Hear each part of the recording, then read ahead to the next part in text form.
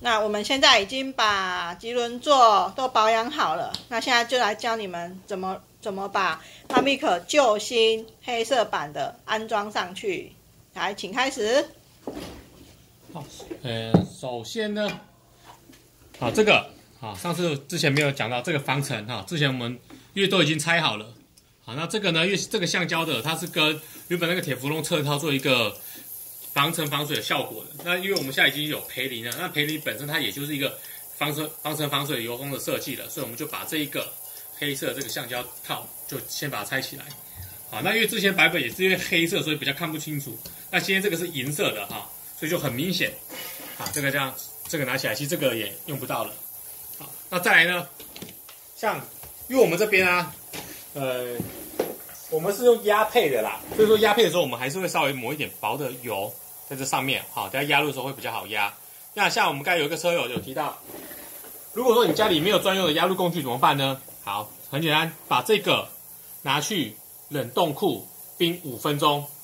好，冰完5分钟之后呢，他说只要这样，因为热胀冷缩嘛，冰5分钟之后，它这边原本这一个要紧配的状况，它会就变得更容易了点。好，那像我们的话，我们当然，比较没有再去，就因为我们手边有这种专用工具，所以我们还是用专用工具直接压。那如果你手边没有专用工具的时候，就把这一个拿去冰5分钟，再拿出来，那看你要放桌上还放哪里。他说这个的。因为热胀冷缩这个就很好压入，甚至你稍微轻轻的压一下，怎么样，它就可以直接密合了。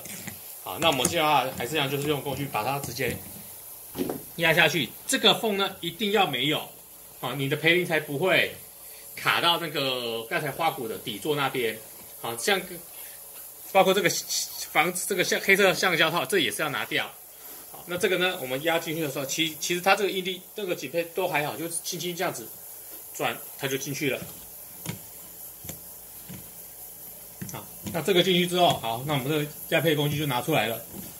好，那再重复一下，如果你没有压配工具的话，就把黑色这个拿去冰库冰5分钟。好，那然后放在桌上或地上，你再稍微这样子轻压的话，那车友表示几乎都进得去。好，这个培林这个要向外哦。好，然后再来就是，好，那。棘轮爪这个底下的，因为我们常保养，我们都会有这些调这些特殊浓度的油。